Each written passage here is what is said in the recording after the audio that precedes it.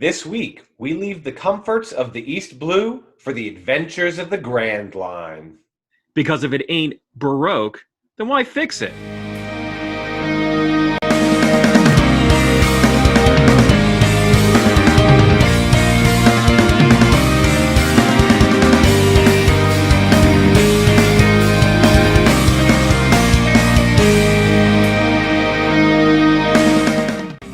Hi, I'm Kyle. And I'm Garrett, and we watch anime. Garrett, this week we come aboard and bring along all your hopes and dreams. Together, we will find everything that we're looking for. However, we are now moving on to a more advanced, nuanced version of this behemoth of an anime, the undisputed king for more than 25 years. We are at the part of the pirate adventure in which the arcs change quick, and we begin our power ramp to the all-important Alabasta arc. That's right, we tackle Luffy's battle of Baroque Works and his fistfights with whales in part 2 of Tackling the Big Three, One Piece. But before we get in, Garrett, what are new fans going to be expecting from this part of the show? You're going to be reminded why you love this show so much. I was going to talk about, I actually gave that a little side note because, like, One Piece does these things where, we're going to talk about this later, but, like, where they make the most annoying, irritating characters with, like, singular quips. But by the end of it, you're like, I love that one. They're very, like, Eiichiro Oda is very good at making the most annoying character finally lovable. He's like, it's going to take a while, but it'll get there. So I can't wait to talk about his name, too, by the way. Yeah. So once again, this is part 2 of this general series that we do called Tackling the Big Three. We find that these are the most important, influential anime to ever reach the United States. So we want to give it more space and more time to dive into, specifically because it kind of talks into the ethos of why America loves this stuff so much, specifically. While the first question that we asked was why? Why were these shows so popular? Why was it big here? These series of episodes are going to be tailored towards, what are some themes you're picking up, and are you starting to like it? Like, usually by arc 2 of most of these shows, you start to get what the flavor is, and then you want to keep watching. This is the hook. They put the bait out in the first part, and now you're at the hook where they got you. Right. So the question, I guess, is we're going to dive into why that is, as well as what happens in the show. Mm-hmm. But I wrote out the arcs for you today, and for you, this probably means nothing to you save for certain things, but what are the different arcs that we're going to be talking about today, Garrett? Today, we're talking about the sort of the prelude to the Alabasta arc. Mm-hmm. Or would it be the first act of the Alabasta arc? Yeah, I would say that, this is the beginning of the Grand Line part, right? This is where they got onto, the famous ocean that is where the adventure kind of begins. Before, this is, kind of starting the crew, and now it's at the phase of, all right, guys, we've started, we got enough people, let's get this ball rolling. So it's an important. Has anyone ever? I know that in the show they come up with these. They show you these maps. Yeah. Has anyone seen what type of planet this occurs on? That is a great question. I don't know. And it's really funny because, time is also relative in this show. I'm now on chapter 940 of the manga. And, according to Eiichiro Oda, before a big time skip, that, only 3 months happen. So, distance over time, who knows with this show? Right. It's hard to really gauge, how far they're actually sailing because there's so few things happening while they're actually floating away. So, yeah, so the arcs that we're going to be talking about this week are specifically 3 that are short but still hold importance, and we're going to kind of dive into each one. The first one is the Reverse Mountain arc, which is a very short one that is about our lovable whale, Laboon. Laboon.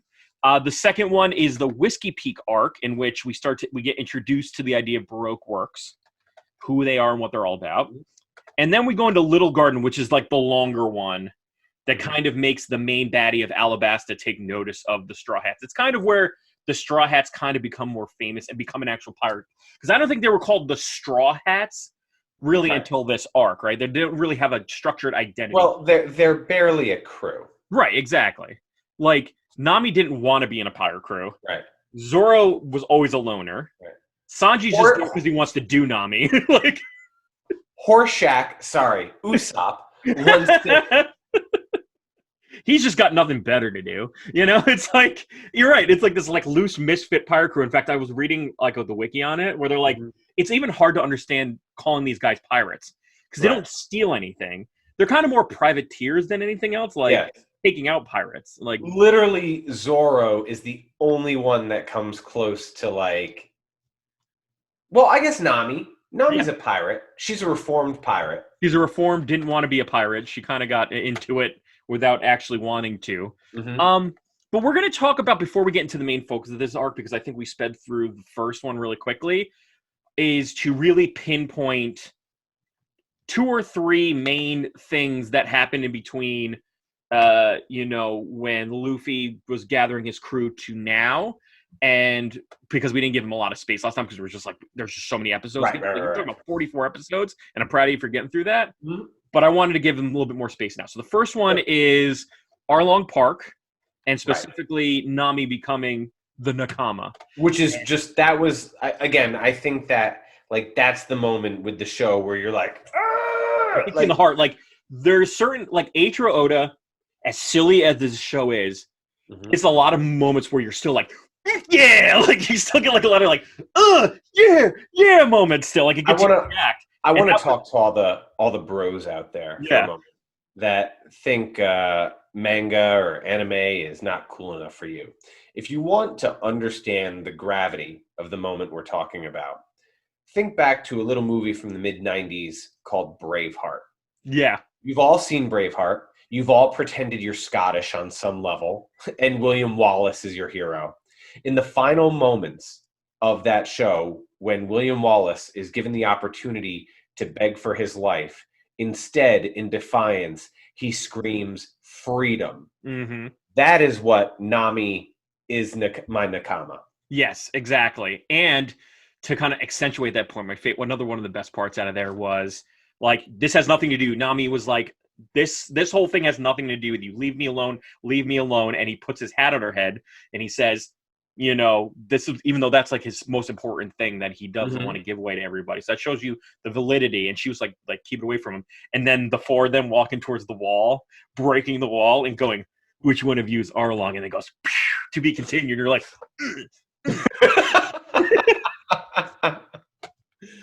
it's so badass. And even though Usopp's in that crew too, and you're like, dude, you're just like, oh, he's such a weenie. And then the second thing that I wanted to make sure, because I feel like, folks, Garrett's character hopefully is showing throughout the course of this show. His personality, who he's all about. He's very suave. He always has the right thing to say. He's cultured. He likes the finer things in life. I would say Garrett's anime spirit animal is Sanji for several reasons. Less behind that, his lecherousness was very reminiscent of Garrett in his early teens and 20s. So, and so I hope that, so another big thing that I think was really cool was seeing Sanji, what he's all about. I love the whole, he's a cook who doesn't use his hands when he fights. He just uses his feet. When there's actually a professional wrestler right now, and I hesitate to call him that, because, well, I don't watch the product today, but there is another federation, AEW, and they have a guy who wrestles with his hands in his pockets because he's so disinterested in being there that he's just like, I don't even need my hands. And he just kicks people and does drop kicks with like his hands in his pockets. So that like reminds me of Sanji. Obviously, he does it for a much different reason. He doesn't want to hurt his hands because cooking is everything to him. Right. But that sort of like, imagine that AEW wrestler plus Eddie from Tekken, where he just like constantly does like breakdancing moves and stuff like that. That is what Sanji is. And he's also a huge lecher, and like the more you get to know he's like Barney from How I Met Your Mother. Yes. Like, you're uncomfortable in the beginning with how he's like, but then you're just like, oh Sanji, you're just a rich kid. He honestly is like the anime version of the Me Too movement. That guy is such a lech.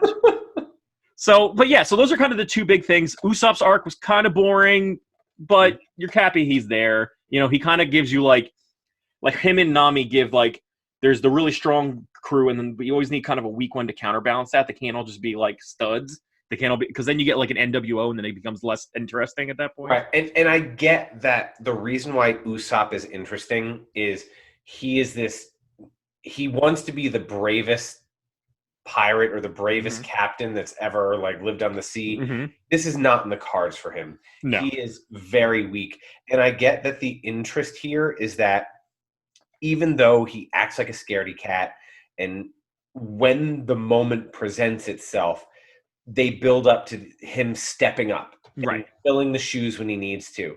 But the issue that I always have with Usopp is that it takes 3.5 episodes of him going, and like tears coming down for him to actually make the right move. It's as if Jerry Lee Lewis was a black belt. And you're like, yeah, you wouldn't mind him in a street fight. But then you'd have to have a lot of like, lady in the between and like. So like it might be worth it, but at the same time, is it? Like, I don't know. So that, and I think that's the point that like second arcs give you, right? First arc started to kind of like give you their motivations, who they are and why they're there. The second arc gives them flavor and things that make you want to see them more. So like Zoro was this kind of like cool guy before, but then he ends up being like the guy who sleeps all the time and is also like gets lost a lot. Like that's becomes his thing as well. Like Nami is like very money hungry, so she'll be like nice to you, and she'll also be kind of like catty at times. But then like when money comes up, she like loses her mind and she gets really greedy. So I think that's like where, and Sanji of course is a perv. So like this is the part of the One Piece where the intricacies of the people and the character development kind of starts ramping up, and you really start to see it as part of the show. So let us. I always sort of saw Zoro sleeping as like he's kind of a superpower in his swordsmanship. Yeah, and that's kind of like his power up. Like literally, I think there was an episode, I forget what arc, where he gets like sliced and diced to crap to the point where like he's clearly gonna die, and it's like, no, just sleep it off, man. And he just needs to sleep a little bit longer to like get his energy bar back up in the corner. He's like insanely strong, like for weird reasons. But so let's dive into the first of arcs. In the manga, it's like 2 episodes, or animated 2 episodes. In the manga, it's like 3 or 4 chapters. But nonetheless, important now, and then eventually very much in the future, the Laboon idea is really important. Right. And I remember this was like, this is a reminder of an old scar that I have, and I wrote this on Instagram. Like when I was watching Laboon's arc, I was like, this broke my heart when I watched it, and knowing for later his importance to the story way later, I'm like, I want some revolution for this GD whale. So talk us through it, man. What's going on with Laboon? What's his deal? Why is he there? So if Moby Dick and the Truman Show had a baby. So when they first get into the Grand Line, and the reason, just to take a quick step back, why I asked about where the map of this worlds are, is we're introduced to this concept of like the calm zones. Yeah. And where basically the Grand Line is this sort of like linear path that you have to go on. I mean, it's a wide expanse because obviously there's islands over here and over there, but it's within like the confines. Imagine as if it's between the tropics. Okay? Right, exactly. But outside of that are these calm zones where there's no wind, which is of course death for sailors, in addition to like, I think, monsters that live in the ocean. So that was like the first thing that like caught my eye. But the reverse mountain is, in order to get onto the actual Grand Line, you have to go to the confluence where all the blues meet. Is that correct? That's correct, Garrett. You're killing it. East blue, west blue, north blue, south blue. Red and blue make purple. But it's not the all blue. Let's be clear.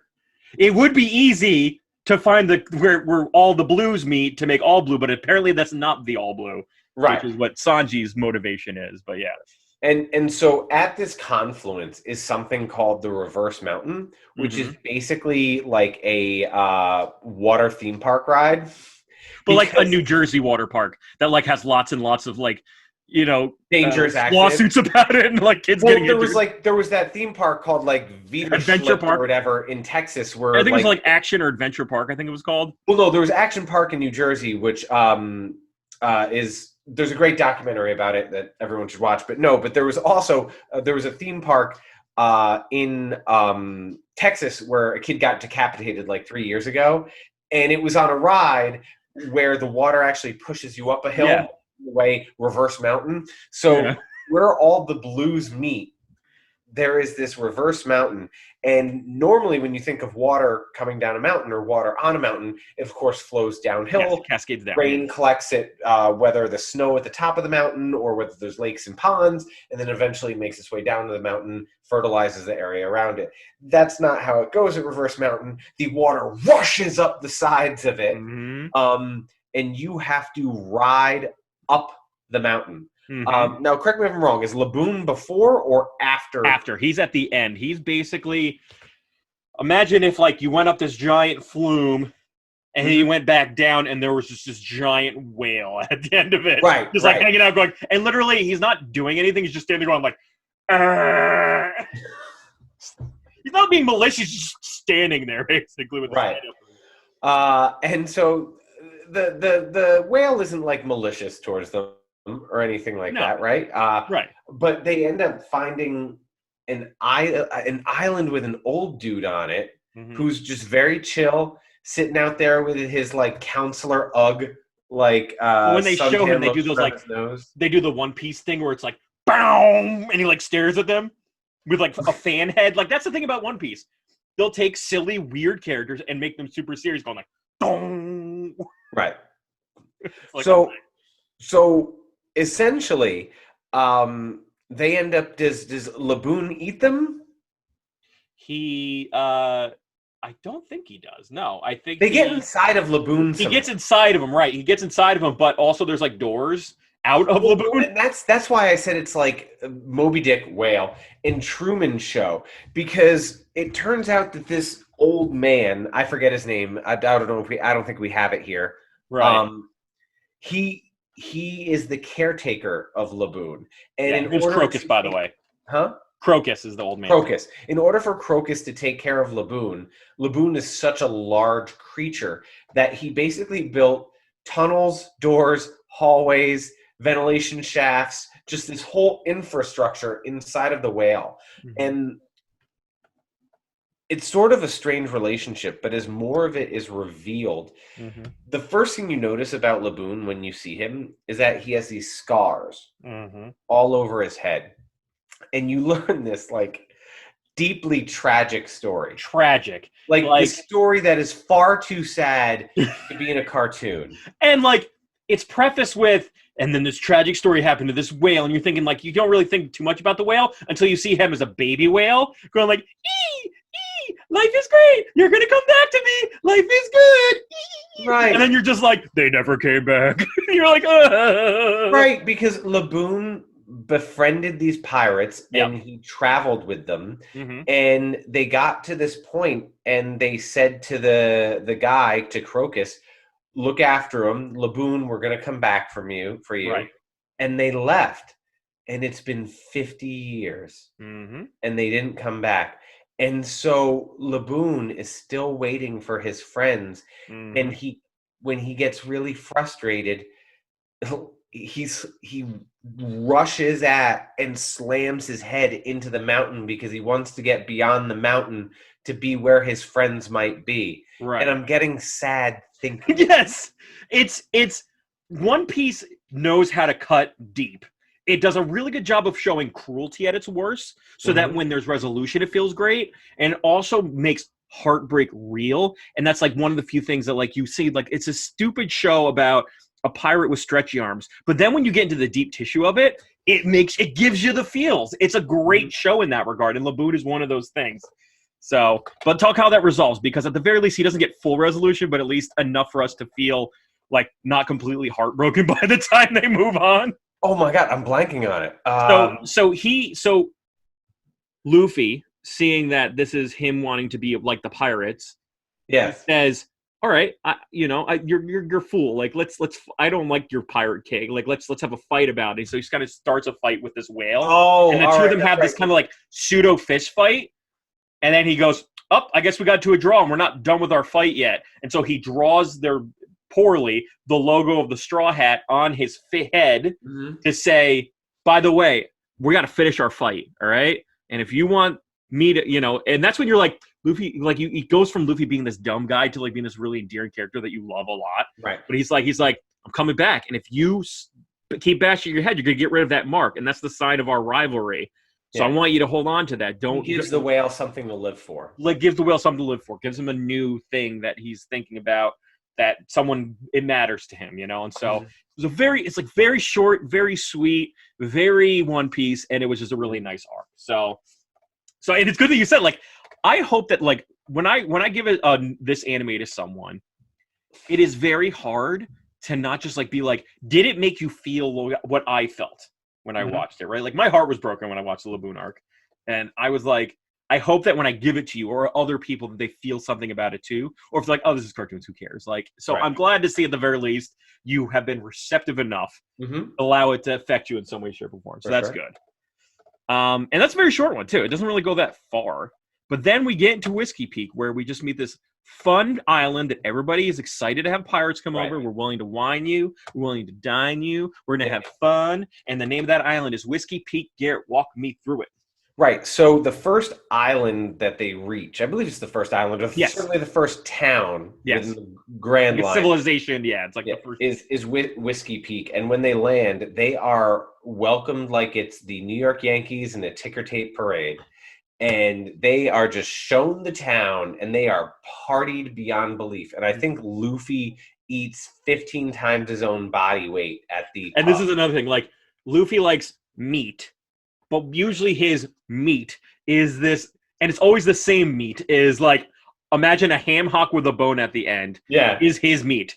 Like, I don't know what animal it comes from. I don't know. But, like, apparently all meat has that same, like, ham hock look to it. And that's the stuff that he eats. I don't know. It's his jam. Right. He's on the keto diet, That's why he stays so lean. That's why he's so lean. Right? But that's not true, because that Sanji cooks fried rice all the time. All the time. Yeah, that's true. But mainly for his Nami-san! So it seems at first glance that they've reached this really kind of wonderful starting point. And as the sun goes down, and the mayor of the town is this very sort of, think like a Bannister from like England with like the white powder. Yeah, like a judge hairpiece, like the curly cues all going down. He's the mayor of the town, and it quickly turns out that this is not a kind place at all. Nope. And in fact, I believe that every resident is a bounty hunter, and they are there to first woo and get drunk pirates, and then turn them in for the money. Right, exactly. And it was Joe. But in pure badass One Piece fashion, this then highlights our boy Zoro, because you can't get that man drunk. That man can have the blood alcohol level of a pickled, of a pickled olive. Yeah. And he would still, by all accounts, be just fine. And him being like, I knew something was funny, and he gets up and he stands over there, and then he goes, oh, what's going on here? And they're like, we're a bunch of bounty hunters, we're after your head. And he's like, bring it. And that's just the sight of him standing over this like 100 people. You're like, Zoro's a badass. So talk us through that fight, man. Right. Well, I just remember that he proceeds to open a can on the entire town. If this is Royal Rumble 2003, Stone Cold Steve Austin runs in the ring and just starts stunning everybody. He's like, kick, boom, kick, boom. He just hits everybody, and everybody rock flops. It's either right before this fight or right after this fight, one of the creepiest reveals happens. And I remember watching it the first time with you years ago when we lived in New York, and it's when they point to the island, and the island looks very cactus shaped because there's all these like round mounds, and they have these like spikes coming out of it. Yeah. But when you look closer, the spikes are actually tombstones, and that was creepy as all get out. But at the end of it all, when after frickin' Zoro has annihilated everyone, Luffy wakes up oblivious to everything that has happened, and he's like, how could you beat these people up? They fed us. Specifically, he's like a cat. He's so food motivated, he's willing to swat whoever gets in the way of that, or like of that gesture. Yeah. So, and they have this like fist fight, and I think this is like the kind of the beginning of the like who is actually stronger, Luffy or Zoro, and it kind of keeps going for it. But yeah, keep going, man. So what ultimately they do conquer, but what comes out of this is we're introduced to this diabolical, underhanded group called the Baroque Works. Mm-hmm. And the Baroque Works is a very secret organization, a la Hail Hydra, and there is a ranking system within this, and depending upon your rank in the system, you're Mr. 0, Mr. 1, Mr. 3, Mr. 5, and the women, to my knowledge, do not get numbers. They get holidays. They get holidays. Or days of the week. That's another thing. It's Wednesday. Yeah. And they usually work in tandem. Yes. So there's always a male. So so that could kind of fit. So Baroque Works operates. Yeah. So there's ranks. So there's the billions, which are the low-ranking officers, the people that you met at Whiskey Peak. Then there's the millions, who are kind of more well-known of the group. Yep. And then you get to the officers, who are from like 0 to, although I don't know if we know that 0 exists yet, but there's Mr. 13, and all the men are the numbered ones. So Mr. 0 to Mr. 13. And then the women are all given names.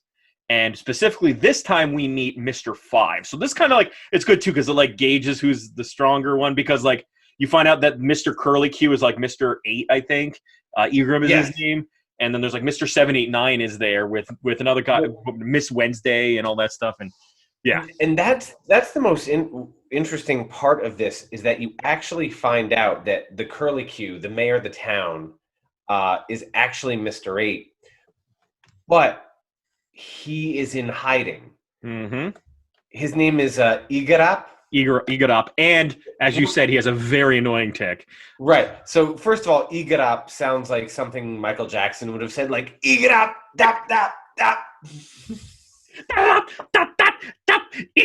dap dap. Yeah, you see him just like he has this. Igarap, mama. And he has this annoying tick where halfway through sentences he goes, and that is why when you came to Whiskey Peak. And you're like, why did he do that? Eiichiro Oda, this is what makes me think that Eiichiro Oda, the author of the show, is a madman, right? The fine detail that he's like, this person is silly. I gave him a little weird hair, but you know what this guy's going to do? I'm going to make him clear his throat and sing a me in the middle of it for no reason. And he has weapons, too. Those curly hair things are not just for show, my friend. They have Gatling guns that come out of them.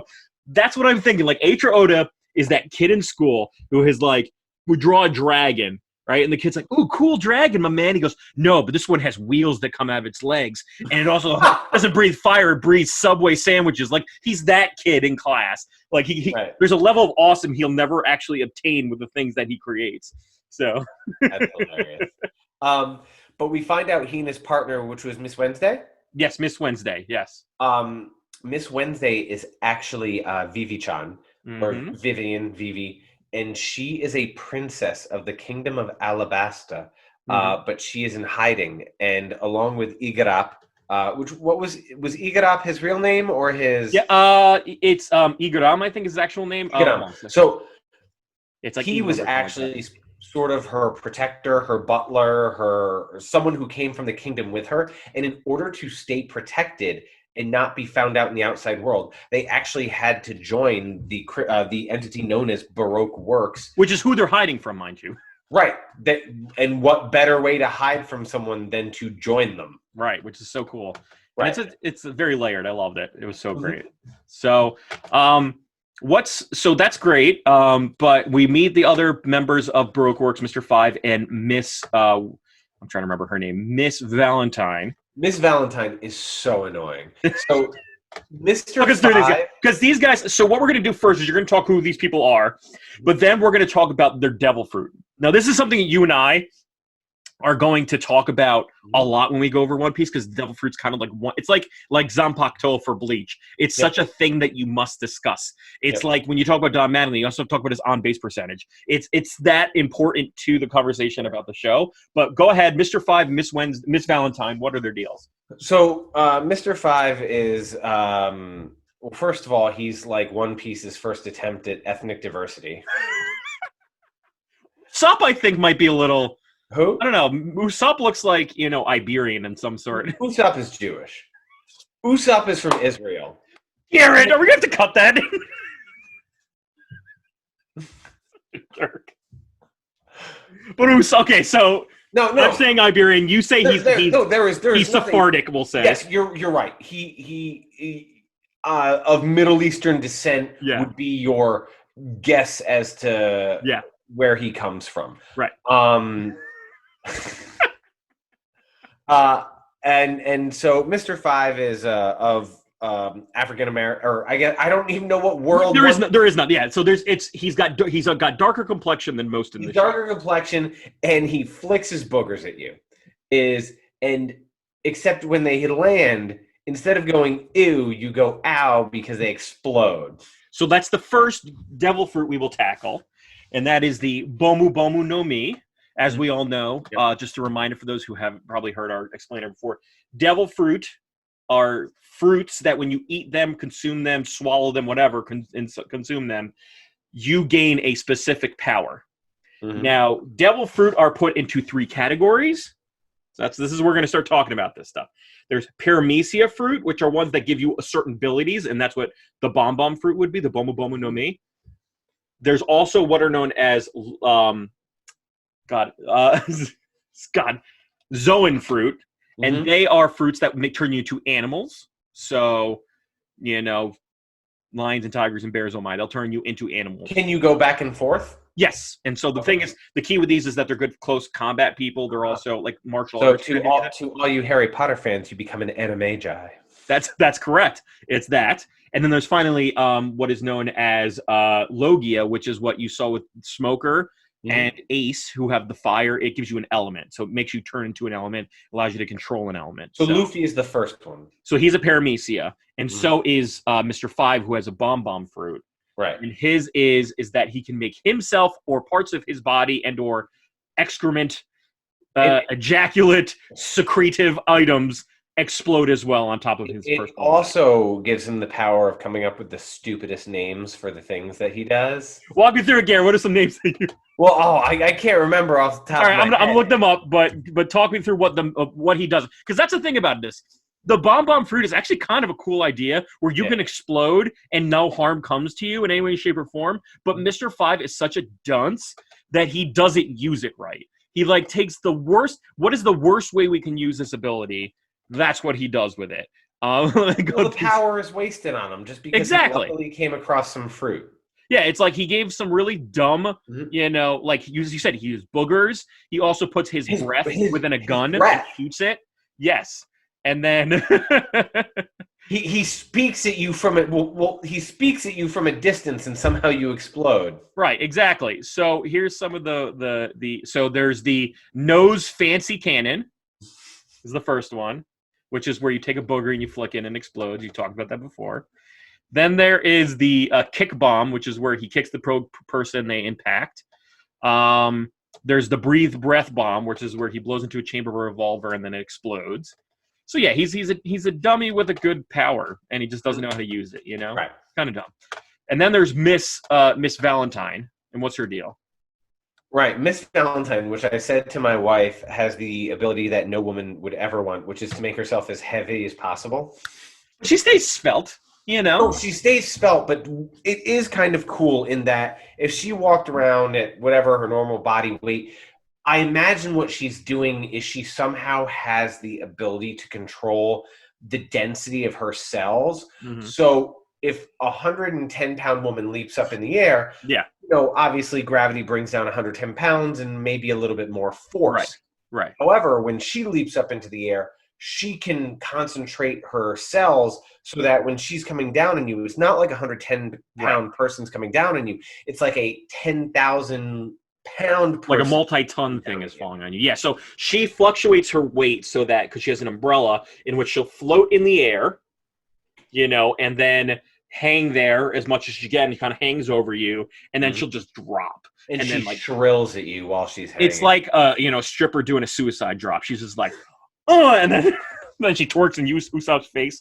No, just kidding. She doesn't do that at all. But that's her power. So what I'm going to say for this is, so what we're going to do is I'm going to say on a scale of 1 to 10, and we're going to say 1 point fruit to 2 to 10 point fruits. What do you rank the bomb fruit and the kilo fruit, which is the kilogram fruit? What do you rate those? What do you think in terms of like efficiency? Well, would you want to eat that fruit? So how many points would you give it? I would rank. So it's kind of like brings me back to like when you and I would play Magic the Gathering. Mm-hmm. Like, what type of deck and what type of offense do you want? Mm-hmm. And so like the bomb fruit is a very red deck. It's a it is. It's very mountain. It's very fireball. Offensive and violent and lots of goblins. Attack based. So and then the other one, I would say bomb if used correctly is a strong 7.5 to an 8. And then the kilograms probably it's like a 6. Because this is by fighting ability, but also you'd have to sacrifice not being able to swim. So right. I think that's a fair scale for fruit, right? Yeah. It's a good devil fruit. So I think for me, serviceable, but would not be my choice. If I went to the devil fruit mart, that's not the first one. I would definitely eat the bomb one. But I think that would be good because there's a lot of like versatility too. I think for me, versatility is important in this show. Yeah. The people who'd use the most are the ones that I think. Well, I think the cool thing about the bomb is that in addition to dishing out explosive and power, you can also receive it. And it doesn't damage you. It doesn't damage you. Yeah, it's an offense and a defense, which I like. Mm-hmm. Absolutely. And so they go ham on because they're kind of high-ranking members of Baroque Works, and they try to defeat Luffy and Zoro, but in their battle lust, they kick the snot out of Mr. Five and Miss Valentine without any issues. Right. But also the big thing is that Vivi decides that she wants to escape, and she joins the crew, at least to hang out with them, to protect them from Baroque Works now that her thing is. And then you also meet another character from Baroque Works who blows up Igram's ship as he was it's called her name's Miss All Sunday. So she's someone else that is important, and she does things with her hands, and then things blew up. So we'll find out more about that person later. Who might dance at Coyote Ugly? I don't know. Yes, she does. And also, they Miss All Sunday is somehow sexual, but I don't know how. How do you do it, Miss All Sunday? It's in the name, That's how I do it all Sunday. Miss All Sunday. Miss All Sunday. Like, I don't know. I think you have to say it like that in order to make it as dirty as it is. Free buffet at the Jiggle Hut. No one out jiggles the hut. My God. All right. So once again, the thing is okay. So then they escape with Vivi and her duck. That's the thing. Like, it's hard to say these things out loud if you don't watch the show. It's like her and her giant duck get on the boat, and then they go to their next island. The Straw Hats do, and then that's when we get faced with what is now known as the Little Garden arc. And this is actually a much longer one. This one I made you watch. The other ones I had you read. This one's I watched because they're much longer, and I think it makes more sense to watch it. So talk us through what's the deal with Little Garden, like what's happening on that island. Right. So they first arrive to Little Garden, and they have to sail up this inlet. There's no town out on the front, and they sail up this inlet, and they sort of start going over the history of how some of the islands came to be in the Grand Line. Yeah. And because it's so difficult to get between the islands. Now, one thing we haven't discussed yet, and I'm just going to put out here now, is something called a log pose. So imagine a compass, and a compass has a set destination, okay? But the compass can't guide you where it wants to be until it resets to the island or the location that you're at. Right. Now, a lot of places for your log pose to do this compass needs a day or two. Okay. Mm-hmm. So when they get to Little Garden, they know that they have to hang out for a little while. And they learned that because it was so difficult to travel between these islands, trading didn't really occur. Mm-hmm. Right. They were self-sufficient. So the cultures and the technological advancements vary wildly. And what we learn about Little Garden is that it is prehistoric. Mm-hmm. It is dinosaurs. Mm-hmm. You know, it is wild. It is volcanic and active still. So that's what we first learn. And they get there and they realize that they need some food. And so they divide up and they send a bunch of people out, Zorro and Toriko style, right? Like, we're going to capture ingredients by punching them in the face. Like, right. So Zorro and Sanji get into a fight and they're like, we're going to have a competition for who can bring back the biggest feast. Right. Luffy goes off with, I forget who, but Nami and Usopp stay on the boat. And while they're on the boat, this big, giant, colossal creature starts coming at them. And it's revealed that it is a giant named Groggy. Mm-hmm. And Broggy. Broggy. Yeah. Broggy has been on the island for near 100 years. Mm-hmm.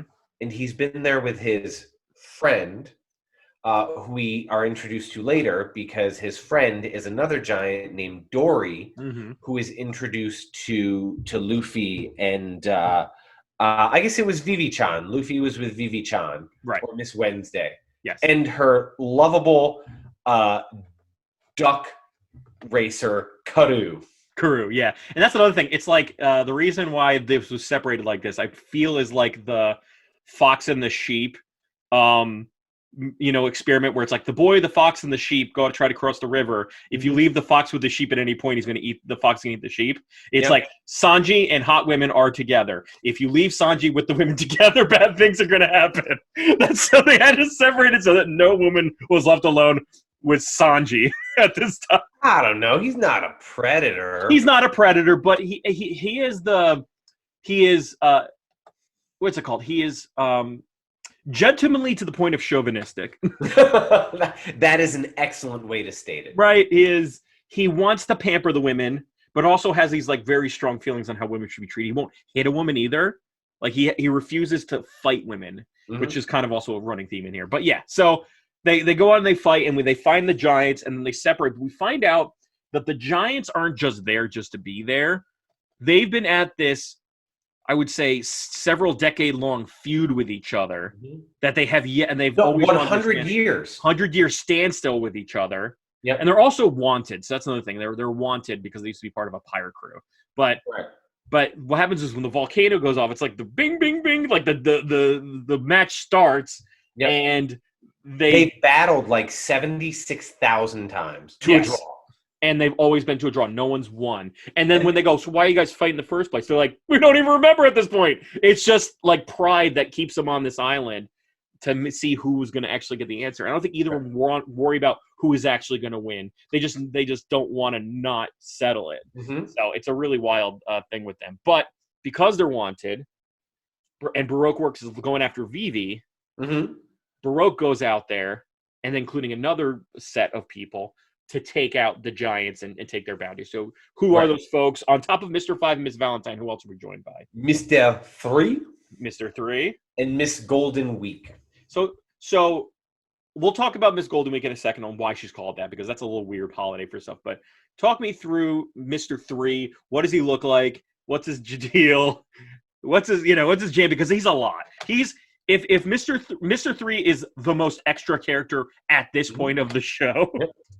And there are more extra people. Like Mr. 2, I would say, is going to be more extra, but you don't know that one yet. So talk me through Mr. 3. What's his deal? Mr. 3 is as if Ali G had Peter North type qualities.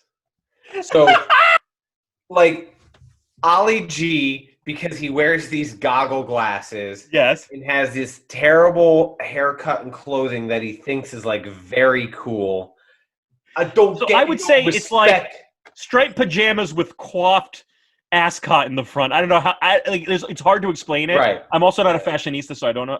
Someone else will probably explain it. And then Peter North, because he has the wax candle power, so he's able to create like wax candles. But the way it's animated is it looks like he straight up creates moldable ejaculate. I think is what ejaculate. You're going for. Yeah. For those who don't know, Peter North is a porn star. Yes. Very famous porn star who is well known for his prodigious. Yes, his discharges. Yes. But Mr. 3 also has, now if you're wondering which one is this one, you can tell he's Mr. 3 for a very specific reason. What is that, Garrett? Well, at one point he says, "Don't say my name in front of people. They're going to figure out who I am."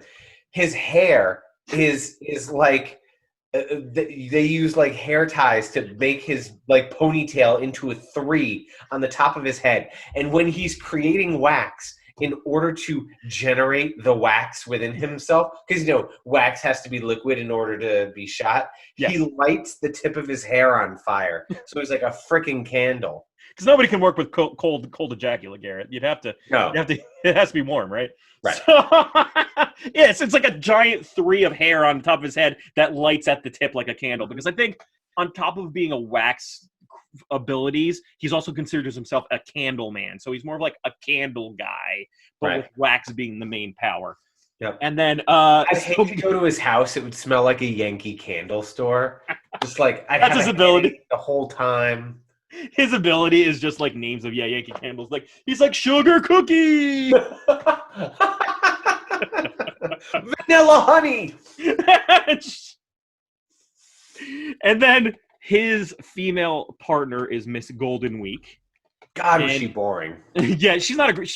After this arc, you'll never really have to think about it all that much. But just to give you an idea, Garrett, if you thought our holidays were really like not a lot in this country, like we get 12 over the course of the year, basically, and they're all a lot of them are all BS anyway, single days.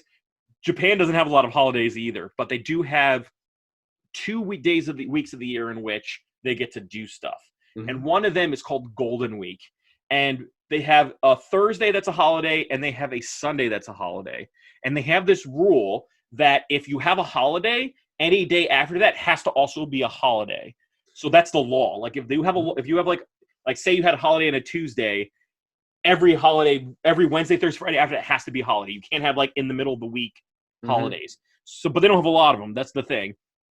And Golden Week is in April, and it goes from Thursday to Sunday, and it's a very popular vacationing time for Japan. But it's very specifically Japanese in that regard. Okay. So my wife worked for a Japanese company, and so in America, most companies, most big corporations, your starting days off, not your vacation days, but your bank holidays, your some places have Columbus Day off, Indigenous Peoples Day, some places have Good Friday off, depending on the company. Plus, of course, the usuals like 4th of July, Christmas, Thanksgiving are usually between 10 and 12 days in America. And she worked for a Japanese company, even though they had thousands of employees in the U.S., they went off of Japanese standards, and they had 7. So I'm familiar with the less holidays. Yes, exactly. There's not a lot. But what's your power, man? What's your deal before we rank the wax fruit? She had apparently she pounds rice cookies like nobody's business. She's like constantly like that's the thing. Like just like there's a guy who goes ma ma ma ma in the middle of his sentences. This is a girl who just picnics during battles. And she eats rice cakes. It's like that's the thing about this show. It just the details are galore in One Piece. She's essentially an enchantress. She has this artist palette with these paints, and depending on the symbol and the paint color that she draws on something, she can enchant it. So we're first introduced to it when they're in this big battle scene, and Luffy first makes an entrance. Yeah, and all of a sudden he doesn't want to fight anymore.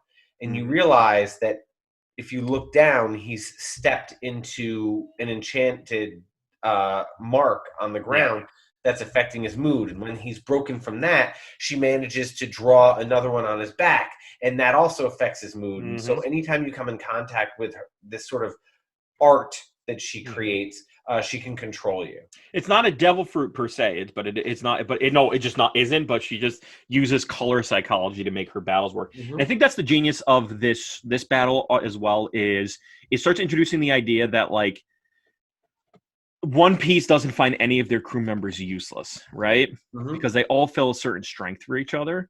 Yep. So Luffy being the strongest, so to speak, at this point in the show, the strongest one always takes on the strongest. He's going to take on Mr. 3, is also a dummy. And he's very open to being fooled. He's very easily fooled. So you need other characters who are smarter, and Sanji won't hit a girl, too. So you got to imagine, like, Sanji's out, Luffy's out, who can take him. That's why you can use Nami and Usopp to take care of it. Got it.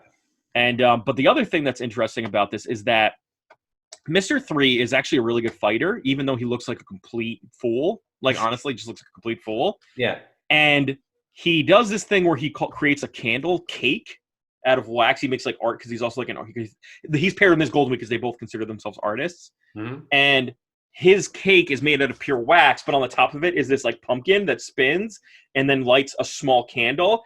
And that leaves, like, wax ash on everybody else. And so Vivi, Nami and Zoro are stuck in this cake, and they're going to be solidified with their like horror going in, like their horror face held for eternity. Right. And I feel not Zoro though, because he struck a pose knowing that he would be frozen. He goes, this is why I was like, Garrett's going to like Zoro after this, because Zoro's like, hey, if I'm going to die, I might as well look badass doing it. He's like, and he put his sword out. It's just really funny. He also tried to chop his own legs off. Yes, he's like, well, if that didn't work, well, I'm going to die now. See ya. And I think that's the genius of this show. If there's anything that anybody should take from One Piece, is that everything is so silly that you're never going to be stressed out. That was Eiichiro Oda's point. That's why the main character is a stretchy rubber human. Mm-hmm. But he's still able to make the most ridiculous people in the entire world that you should never be scared of if you walk past them in the street, the most intimidating, threatening person to actually add tension. So you don't get stressed, but he does add a good amount of tension. And Mr. 3 is the perfect encapsulation of that idea. I don't know did you feel that as well, Garrett? Yeah, no, absolutely. Like, you're like, Mr. 3 is a ridiculous human being. There's no reason why I should fear this man. And then by the end of it, you're like, wow. Why do I fear Captain Sploosh? Like, you know. Yes. How am I going to fear a man who throws wax all over the place? But at the same time, it's so well, the story is so paced and the battle is so well written, and there's a lot of twists and turns that you're still going, how is Luffy going to beat this guy? Because the guy's smart. And the wax power that he has is actually really effective at holding someone down, like that holds people in place. And the whole time, useless Usopp is running around the forest with Karoo. Yep. But this is another thing. He ends up saving the day because they find out that, it took him like bajillion episodes to get there, but like, oh wow, fire melts wax. And so that's what saves them all, because everybody else is pretty much gone. Vivi, Sanji, Zoro, all that stuff, they're not there. And it only leads down to Usopp and Karoo, and the two of them save everybody, even though, so it takes that idea of like the most useless character is still useless in the show. Now we kind of glossed over, but I want to take a step back. So we keep talking about how Mr. 3 created this candle and everything. So when he comes to the island, we did mention this, he's there after Straw Hat, but he's really after the giants, Dory and Groggy, because they have a 200 million or billion? They're a lot. It's a lot. It's a 200 billion berry ransom, okay? Yeah. And so what he does is, we talked about how Dory and Groggy, when the volcano goes off, he fights. So both Dory and Groggy receive alcohol as gifts from the Straw Hats, and they're drinking it and enjoying it. Well, Mr. 3 poisons Dory's and puts an explosive in it, so it explodes in his stomach. And despite being wounded when the volcano goes off, Dory goes to his fight because they're like Viking giants. Yes, they're basically like giant Valhalla giants. Honor means everything, and it doesn't matter how hurt he is, he's going to go fight. And when they have the fight, Groggy defeats him and takes him down, and he thought that Dory was a little sluggish or whatever, but when he finds out that Mr. 3 has interfered, he's crushed, because despite dueling with this man for 100 years, they've become friends. Yeah. But who it really messes with is Luffy, because Luffy loves the honor. Yes. What they're doing. as you said, despite being this dunderhead at times, really responds to the best in people, the best characteristics in people. Yes. And this sort of respect and honor just like speaks to him. And the fact that someone like Mr. 3 would interfere from the outside in this is just like blasphemous. Right. And as you said before, it's this like simple-mindedness but yet honor-bound take that, like you said in the first episode, the first time we did this, he's a snowball and he just picks up people from people who aren't strong at all to the strongest characters. They all respect him and love him because of that. So it's that kind of like, and that's and you kind of grow to love him too as a reader. So let's, before we kind of wrap things up, let's talk about the wax fruit compared to everything else. Yep. On a scale of 1 to 10, point fruits. Knowing that you'd lose the ability to swim, how would you rate the Doro Doro no Mi, also known as the wax fruit? I mean, it was gross, but he was pretty powerful. Right. It depends on who. It depends on how you use it, right? It's like, I feel like the bomb but I mean, really good. Imagine anyone who went to attack you. If you were quick enough, you could bind their hands with wax that they were unable to break out from. That's pretty powerful. So what would you score it? How many point fruits would you give it? I give it an 8. 8 point fruits. Okay. I would say 2. I'd say for me, versatility of the game doesn't really matter what it is. It's just as long as I have many functions for it, because you never know. Because if I'm going to be in this world in which everything's violent and like I could die at any moment, like I'd want to have the most tools in my toolbox, and I feel like the wax fruit pulls that off. So I wouldn't mind it, but I wouldn't look like a complete weirdo like Mr. 3 is in the process. Right. But what? Okay, some of this, would it change your score if you had to look like Mr. 3 all the time to do it? It might be a 6. So I think we're not going to. Basically at the same time, we're not going to give you a question of how would you rate One Piece, because One Piece, you have to watch it. Like, I don't care. Like, no matter how bad the arc is, I give it a 10. It's like the top show of all time. One of the best shows created in this thing, and it's been around forever.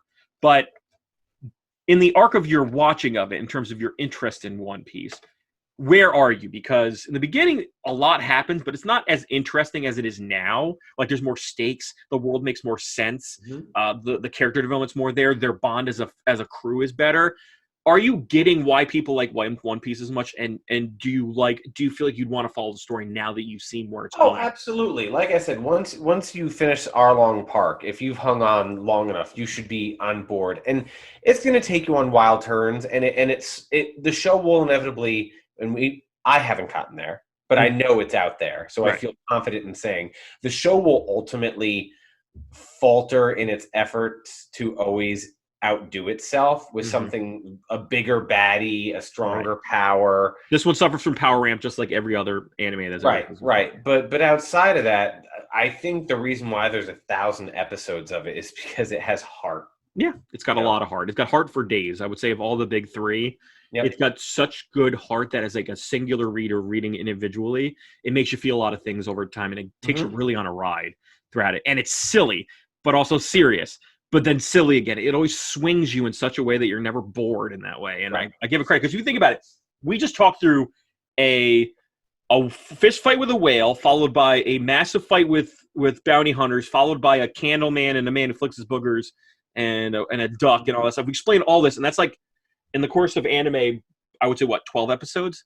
Yeah. So One Piece moves fast, and it's going to keep going at this speed, but then it kind of slows down with Alabasta arc, but still, it keeps moving, and it has such good cliffhangers and movements to it that you never get bored. However, but one thing I will say before we move on to the kind of closer of this is, are you getting the time space on when One Piece is not a recap? Because you'd be like, Kyle, you'd be genius at like fast forwarding the episodes and then like finding where the beginning of the episode starts. Are you getting that like One Piece episodes themselves are only like legit 17, 18 minutes long when they take away the recap and get rid of the theme songs and the like coming next week stuff? It literally is only like 17 minutes long, this show. Really? No, I guess I didn't pick up on that yet, because I watched everything completely. Yeah. And I wonder if Netflix was skipping me ahead past. I would always hit skip intro, and I wonder if that would skip me past the rehash. Yeah. And then the final thing I'm going to ask, because we always do this, is One Piece has a new a new theme song every new season. So what did you think of the second opening that came out, which I believe was to remind me, why don't you play it right? All right. I'm going to pause. It was a little more upbeat, a little more discotheque rocky. I don't know, maybe if the Bee Gees were on speed. It's one of the more forgettable ones. I think there's a few that I really like. The We Are is, of course, the most ubiquitous one, but this one is really forgettable. So, I think for us, what I'm looking forward to the Alabasta arc because it'll really start to solidify the crew at that point and getting a more sense of it. It's a very exciting one, a lot of twists and turns. It's a very long arc. So it's a long one though, man. So I'm going to be putting you on it, but we don't have to worry about it for another 30 episodes, Garrett. You got to get there. So you're not yet sick of One Piece. You're kind of getting it. This is kind of the point. So I'm glad that you got a little chance to do it. So any final thoughts before I give the close?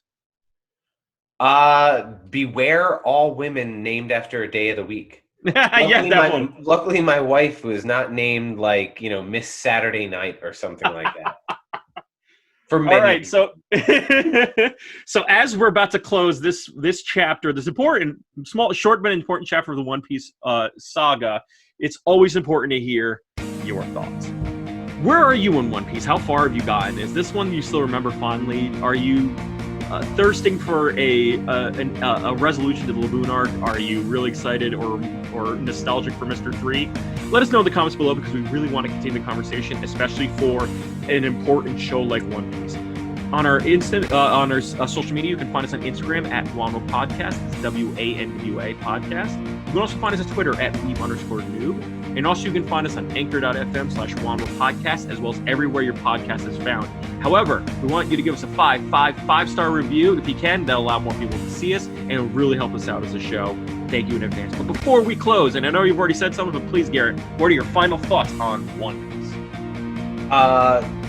The deeper you go, the more layers you peel, the sweeter the onion is. I mean, there's a lot to unwrap here, and it continues to give you more and more. Absolutely. And here we are. I think the beginning of the Alabasta arc is like 70 episodes in, and it's all good stuff. Yeah, it's never boring. So we're going to be feel like you've just started to scrape the surface. Exactly, and knowing how much farther you have, it's still really cool. So we're going to be making our candle cakes. We're going to be riding our ducks, giving ourselves our all in all, to wish you all fantastic. See you next week. Take care, y'all.